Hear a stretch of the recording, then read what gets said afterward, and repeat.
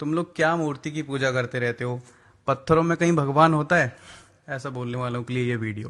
देवे महाकालिकां यामात्मविदे हरौ कमलजो हन्तुं मधुं कैतवं भगवत्यै नमो नमः जगदम्बिकायै नमो नमः राजराजेश्वर्यै। अब कुछ लोग इसमें ये बोलेंगे कि ये तो कैमरा ट्रिक है, इसमें तो शीशा टूटते हुए दिखाया ही नहीं, तो ये देख लो।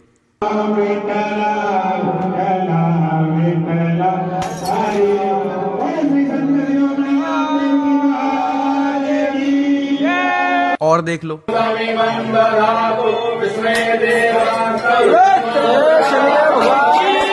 तो अब साइंस समझ लेते हैं।